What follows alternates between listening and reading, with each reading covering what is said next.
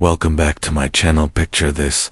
You're a young bride named Margot, barely 15 winters old, standing in the doorway of a stone cottage in 1347 AD, as your new husband, Henrik, approaches your marriage bed. The rushes beneath your bare feet crackle with each nervous step. Candlelight flickers sows his weathered face. He's nearly twice your age, chosen by your father for his 3 pigs and half an acre of barley. Your hands shake as you clutch rough woolen shift your mother stitched for this very night, the samion she wore, and her mother before her. Through the thin walls, you can hear his friends outside, drunk on ale, shouting crude encouragements and beating pots with wooden spoons. They won't leave until they hear proof of consumation. Your breath comes in short gasps as Henrik's calloused fingers reach for the leather cord at your throat. And ya wonder if your mother's whispered warnings about welly duties could possibly prepare you for what's about to happen in this cramped, smoky room that smells of wet wool and unwashed bodies. This is not a love story. This is the reality of medieval intimacy. A world where sexual practices were shaped by superstition, religious terror, and survival instincts that would seem utterly foreign to our modern understanding of romance and desire. Before diving into these forgotten stories of survival and suffering, if you enjoy learning about the hidden truths of history, consider hitting that like button and subscribing for more content like this. And please comment below to let me know where you're listening from. I find it incredible that we're exploring these ancient stories together from different parts of the world, connected across time and space by our shared curiosity about the past. The medieval bedroom was a battlefield where bodies became territories, where the church's doctrine clashed with pagan traditions, and where the most intimate moments of human life were governed by rules so bizarre and restrictive that they would make a modern person's skin crawl. These weren't just personal choices. They were matters of eternal salvation, family honor, and literal life and death. Let me take you back to Margot's world, where the concept of marital rape didn't exist, because wives were property, where menstrual blood was considered so dangerous it could kill crops, and where the wrong sexual position could damn your soul to hell for eternity. In medieval Europe, the marriage bed was never truly private. The community, the church, and ancient superstitions all had a stake in Wolfapond between husband and wife. When Margot married Henrik, in that autumn of 1347 AD, their union wasn't celebrated with champagne and dancing. It was a business transaction sealed with bodily fluids, witnessed by neighbors who had every right to demand proof of consummation. The wedding night reached began long before the couple touched. First came the bedding ceremony, whereat wedding guests would literally drag bride and groom to their chamber, undress them while singing bawdy songs, and then stand outside the door listening for the sounds that would confirm the marriage was legally binding. Henrik's friends wouldn't leave until they heard Margot's cries of pain, proof that her hymen had been broken and the marriage consummated. But here's where medieval intimacy gets truly bizarre. The church taught that even married couples could commit mortal sins in their own beds. Saint Jerome, writing in 4th century AD, declared that a man who loves his wife too ardently is an adulterer. The church fathers believe that excessive pleasure, even within marriage, was a corruption of the soul. This wasn't merely theological theory. It shaped every aspect of medieval sexual practice. Thomas Aquinas, the great medieval theologian, laid out explicit rules for married couples in his Summa Theologica around 1265. Sexual intercourse was only acceptable in certain days of the week, during certain seasons, and in one specific position, man on top, woman beneath, face to face. Any deviation was considered against nature and therefore sinful. Oral sex was forbidden entirely, as was sex during menstruation, pregnancy, or while breastfeeding. The church calculated that if all these rules were followed, married couples won't only be able to have sex about 50 days per year. Margot would have learned these rules from her mother, who learned them from the village priest during confession. The weight of eternal damnation hung over every intimation. When Henrik reached for her on a forbidden Wednesday during Lent, she faced an impossible choice. Submit to her husband's will and risk her soul, or refuse and face his wrath in a world where domestic violence was not only legal, but expected. The medieval understanding of female sexuality was built on fundamental misunderstandings would persist for centuries. Medical text from the period influenced the ancient Greek and Roman source that women were essentially defective men. Their sexual organs were simply inverted versions of male genitalia.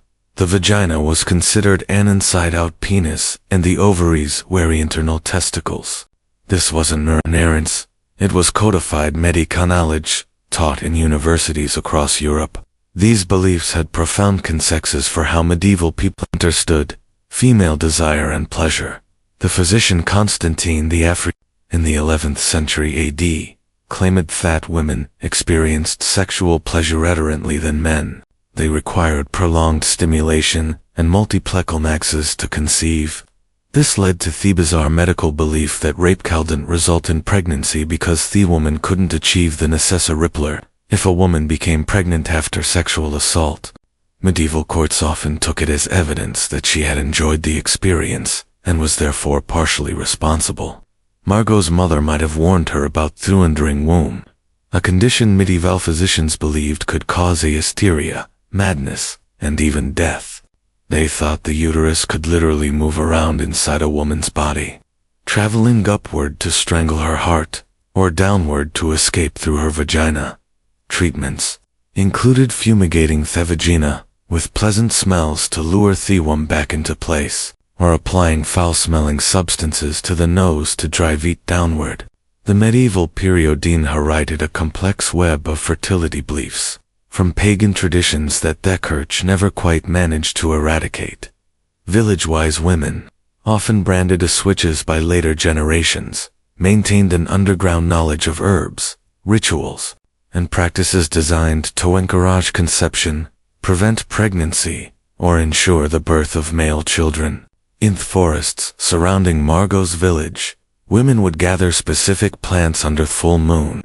Pennyroyal and tansy were brewed into teas that could prevent pregnancy, though the dosage between contraception and death was perilous. Lithan mandra, root shaped like a human figure, was believed to increase fertility when worn as an amulet against skin. The root was so valuable that forged versions made from carved bryony were common in medieval markets. The church officially condemned these practices as witchcraft, but even devout Christians couldn't entirely abandon them. The line between folk medicine and magic was impossibly blurred. A woman might pray to Saint Margaret for safe childbirth, while simultaneously burying a piece of afterbirth under her threshold to ensure future fertility. She might wear a crucifix to church while hiding a piece of amber between her breasts to prevent miscarriage. Medieval contraception was a dangerous blend of superstition, poison, and desperation. Women were taught to jump backwards 7 times after intercourse to prevent conception, or to drink wine mixed with ground-up bees. More dangerous were the potions, made from mercury, lead and other toxic substances that often killed the woman, along with any potential pregnancy. The consequences of unwanted pregnancy were severe.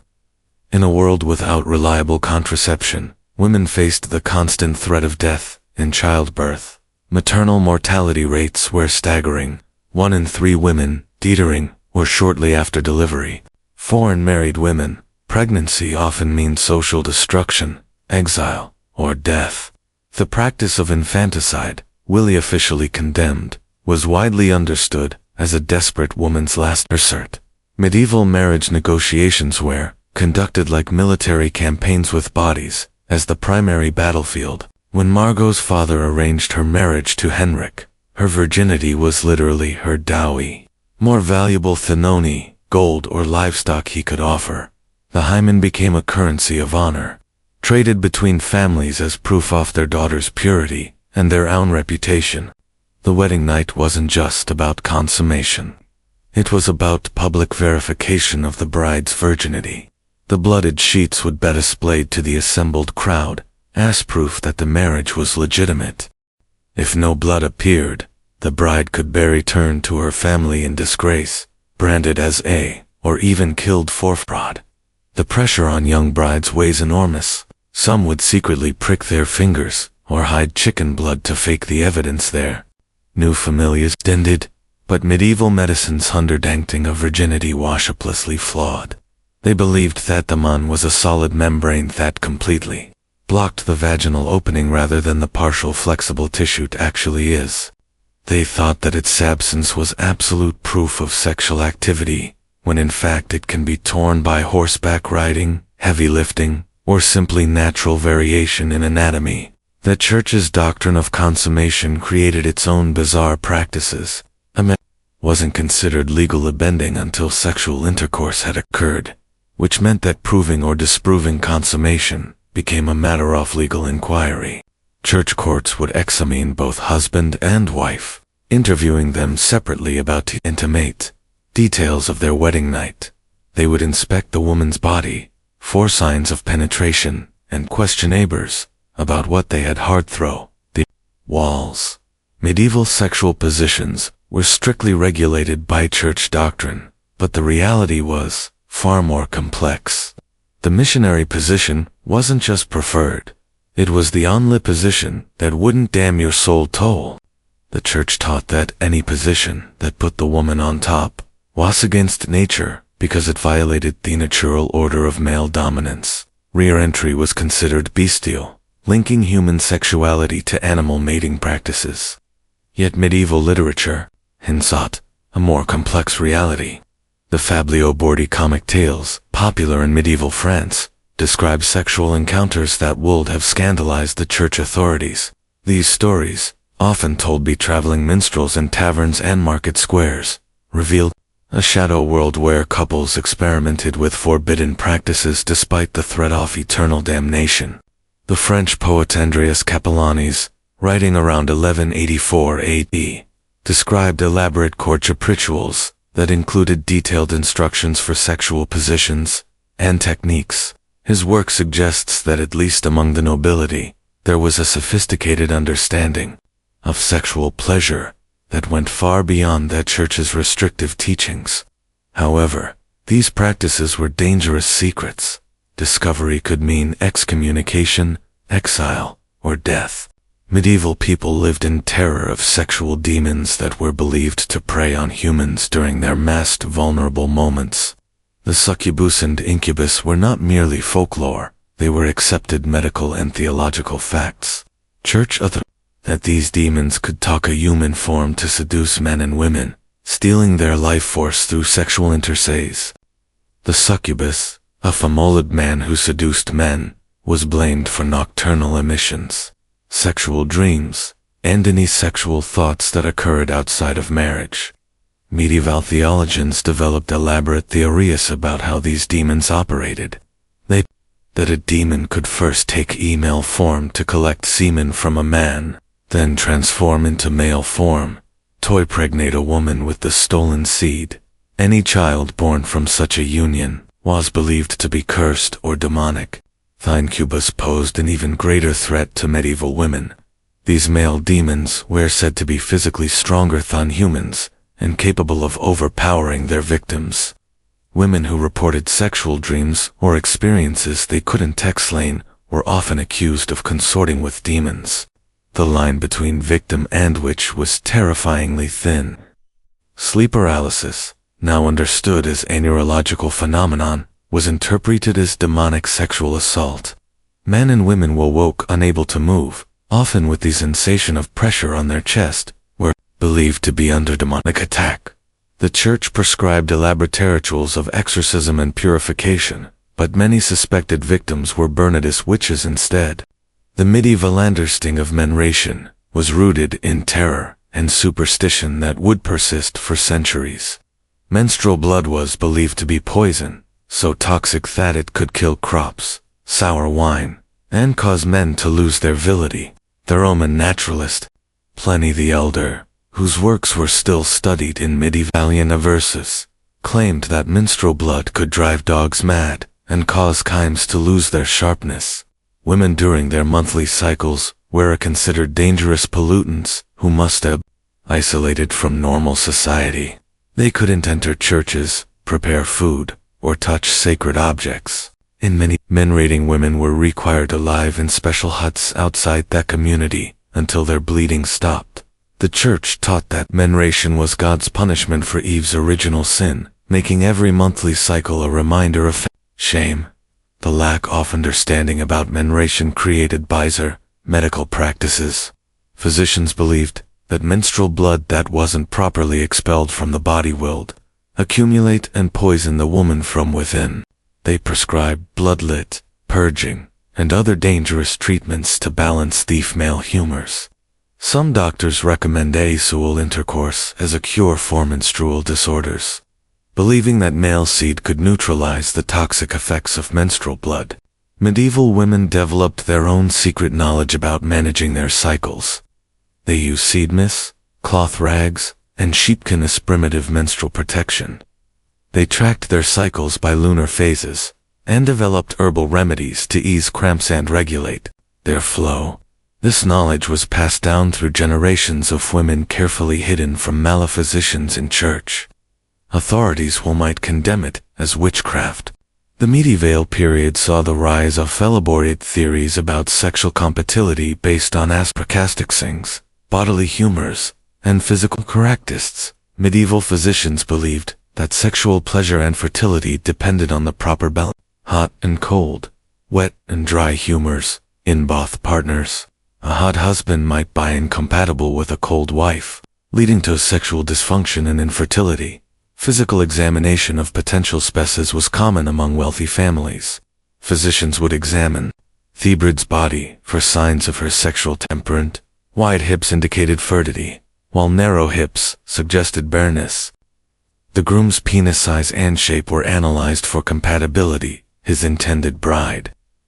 These examinations were conducted with some clinical detachment used for examining livestock. The church authorities developed their own theories about sexual compatibility based on spiritual rather than physical characteristics. They taught that couples who were too closely related by blood or spiritual kinship would be cursed with sexual dysfunction and monstrous children. The complex rules of consanguinity meant that medieval marriages were later annulled when previously unknown familial connections were discovered. Medieval sexuality was deeply intertwined with concepts of honor, shame, and social standing. A man's sexual prowess was directly linked to his reputation as a warrior and leader. Impotence was not just a personal failing. It was a public humiliation that could destroy a man's standing in his community.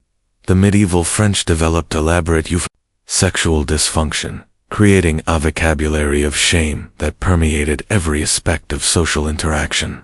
For women, sexual reputation was even more fragile. The slightest hint of impropriety could destroy a woman's marriage prospects and her family's honor. Medieval towns were small communities where everyone knew everyone else's business.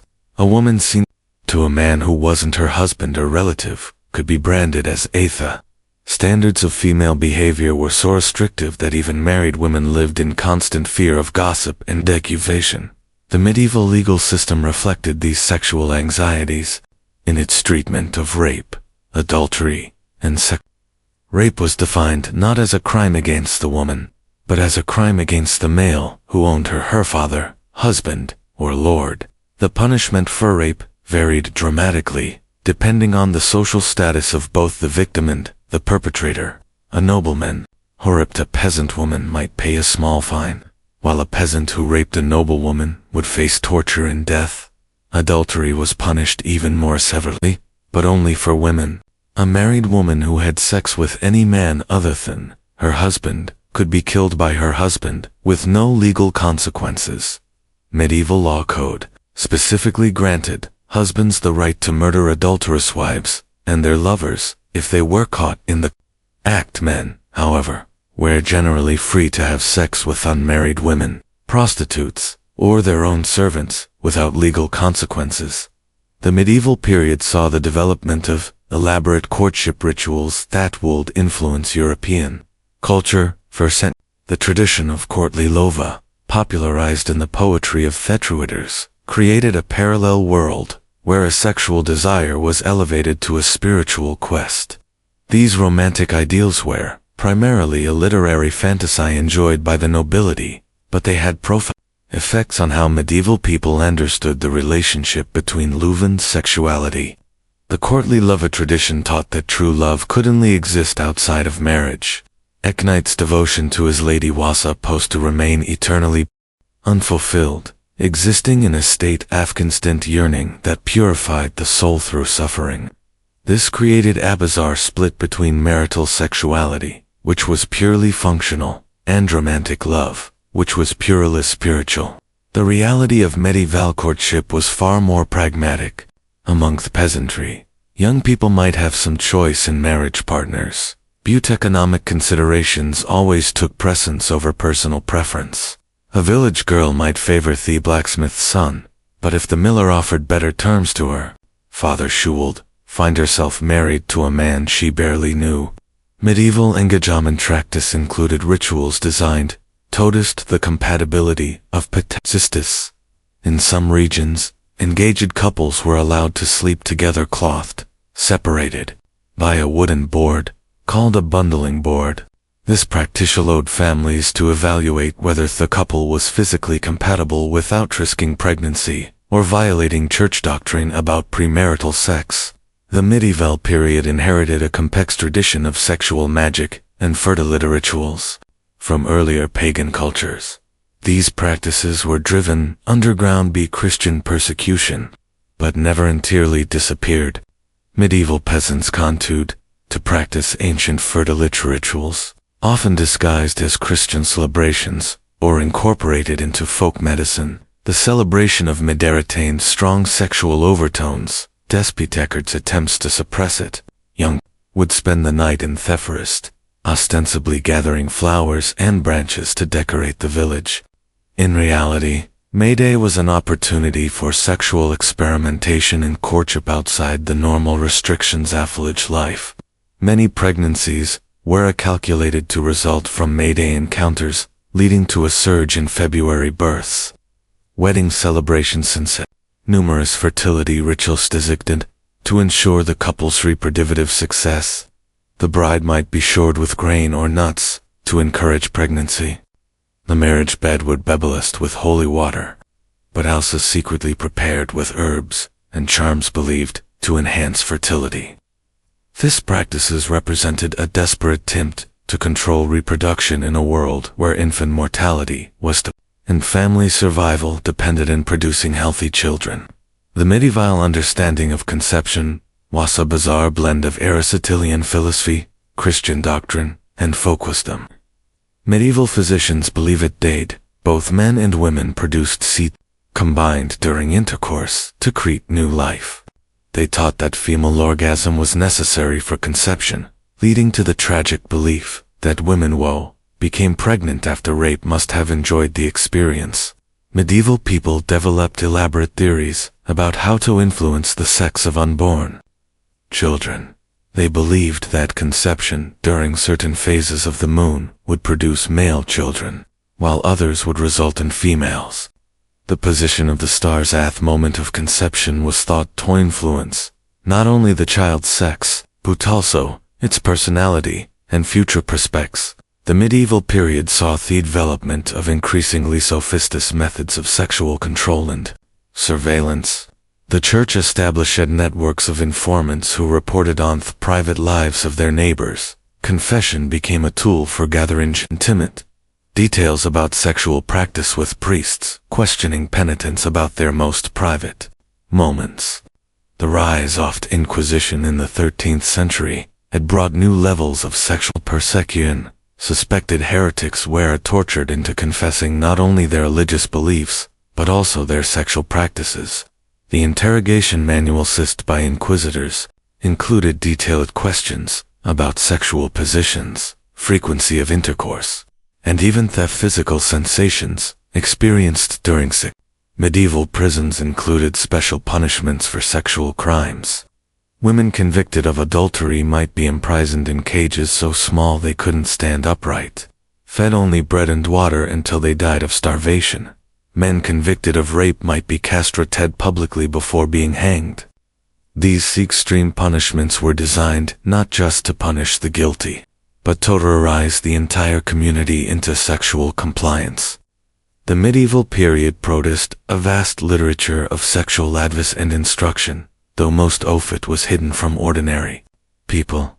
Medical texts included detailed descriptions of sexual positions and techniques, but these were available only to educated physicians and wealthy patrons. The average medieval person learned about sex through whispered conversions, folk songs, and thibauteur experience of trial and error. The church produced its own sectu illitera, but it was primarily concerned with cataloging scenes rather than providing positive guidance. Penitential manuals listed hundreds of sexual practices with their corresponding punishments. These texts reveal a fascination with sexual detail that contradicts the church's official position on celibacy and purity. Medieval marriage. Manuals written for wealthy patrons provide glimpses into the sexual lives of the nobility.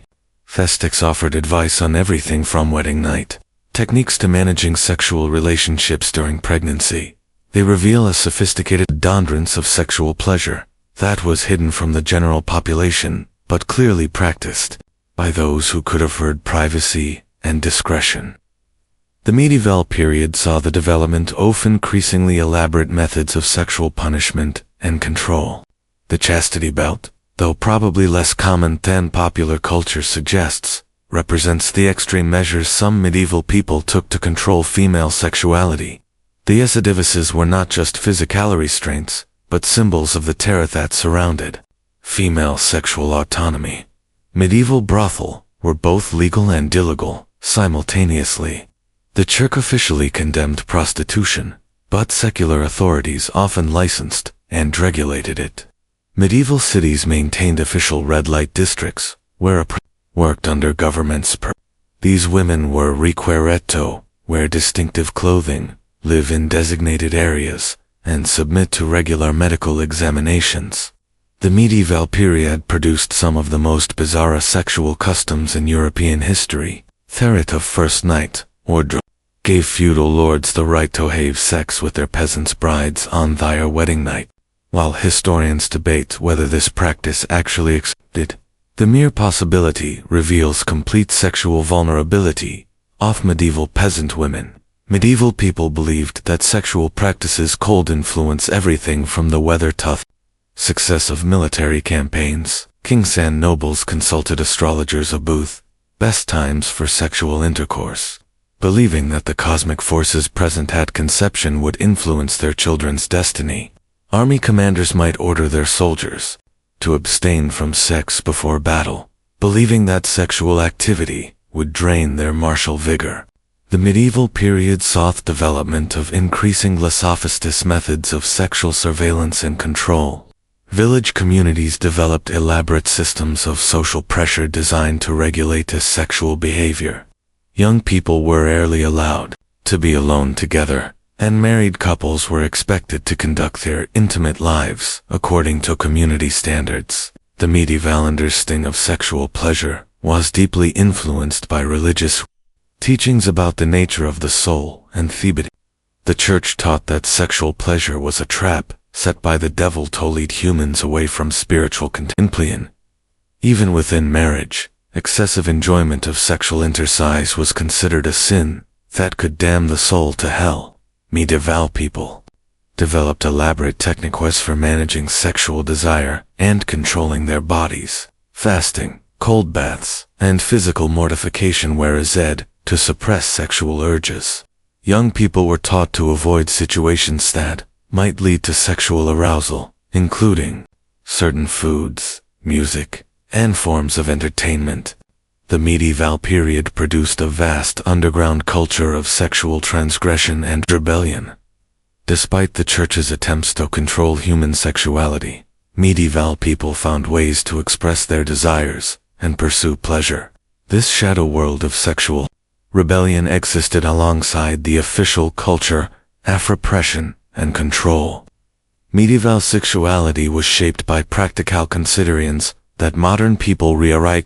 The lack of privacy in medieval homes meant that sexual intercourse often occurred in space shared with children, servants, and extended family members. The sounds and smells of sexual activity were part of daily life in ways that would shock modern sensibilities. The medieval period saw the development of increasingly complex relationships between sexuality and social class. The sexual privileges of the nobility were part of their broader pattern of social domination. Lords and ladies had access to private chambers, exotic foods, and leisure time that allowed them to explore sexual pleasure in ways that were impossible for peasants. Medieval marriage was ultimately about survival, rather than love or sexual satisfaction. In a world where life expectancy was short and infant mortality was high, the primary purpose of marriage was to produce children who could carry on the family name and work the land. Sexual pleasure was a secondary consideration at best, and often seen as a dangerous distraction from more important concerns. The medieval period produced some of the most restrictive sexual customs in European history, but it also saw the development of sophisticated forms of sexual resistance and rebellion. Medieval people found ways to pursue pleasure and express their desires, despite the overwhelming social pressure to conform to religious and social expectations. As we return to Margot and her stone cottage, Henrik Schanz, still reaching for her in the flickering candlelight, we can understand her terror, not just as personal fear, but as the weight of an entire culture's sexual anxiety pressed down upon her young shoulders. She carries the burden of religious doctrine, family honor, communitizer valin, and her own desperate desire for survival in a world that offers her no protection. The medieval period reminds us that human sexuality has always been shaped by power, fear, and social control. The bizarre practices and beliefs of medieval people seem alien to us now, but they emerged from the same fundamental human needs and desires that drive sexual behavior in every era. Understanding medieval sexuality helps us recognize how our own culture reflects the power structures and social anxieties of our time. Medieval intimacy was never truly intimate. It was always public, always political, always dangerous. The bedroom was a battlefield where souls were won and lost, where family honor was defended or destroyed, where the most private moments of human life were governed by rules that seemed designed to eliminate pleasure and maximize. The medieval period produced some of the most restrictive sexual customs in European history, but it also reveals the incredible resilience of human sexual desire. Despite centuries of religious persecution, social control, and legal punishment, medieval people found ways to pursue love, pleasure, and intimate connection. Their stories remind us that sexuality is one of the most fundamental aspects of human experience, too powerful to be completely controlled by any system of authority. The strange and often disturbing sexual practices of medieval Europe were not simply the result of ignorance or superstition. They emerged from a complex interaction of religious doctrine, social structure, economic necessity, and genuine human need. Understanding these practices helps you appreciate both how far we have come and how many of the same underlying tendencies to shape human sexuality today. In the end, the medieval period teaches us that sexuality is always political, always dangerous, and always essential to human experience. The bizarre and intimate practices of medieval people were their attempts to navigate the eternal tensions between desire and control, pleasure and danger, love and survival. Their struggles remind us that quest for sexual freedom and authentic intimacy is not a modern invention, but an ancient human aspiration that transcends any particular historical moment. The candlelight still flickers across Henrik's weathered face as he reaches for young Margot.